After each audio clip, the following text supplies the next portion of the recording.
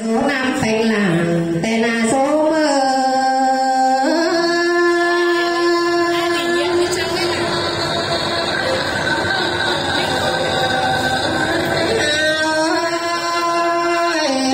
chinh vợ và ngang là lá thành hàng sông để lỡ phanh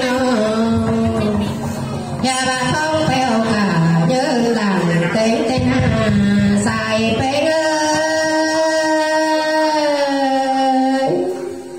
anh đây là quá chỗ dương này bà bông sáng áo lang phòng đều là số mà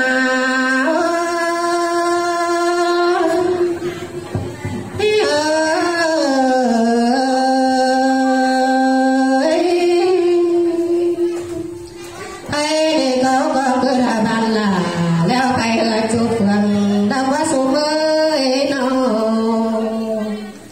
háo có cứ thằng mướn bên đã biết bằng hướng xanh điền tên là số hiện to xanh điền cứng gần ôm đeo đồ tiền hết cốt đánh là số năm phanh là để đưa số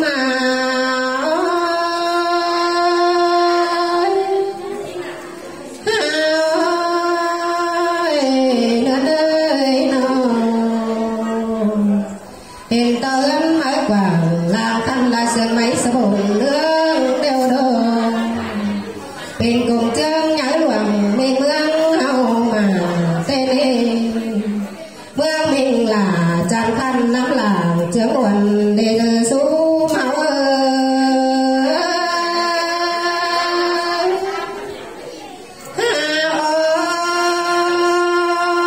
chết này na thấy hậu đi nào như bị làm đeo ná trong đây muôn trưởng cần hư sườn tê đế nô như mi mương nhận há đeo ná hấu trong đây thiếu tôm hầu phương các cầu bên ông trong đây vẫn téo giảm cần đò nướng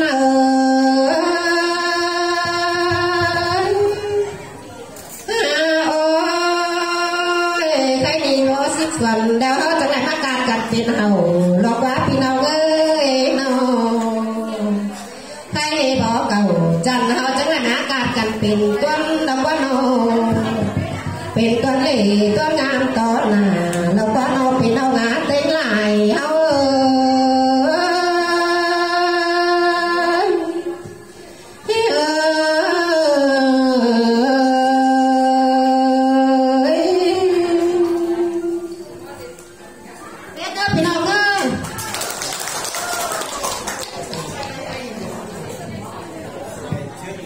để kết nối chương trình, xin kính mời đội múa bản ban thể hiện qua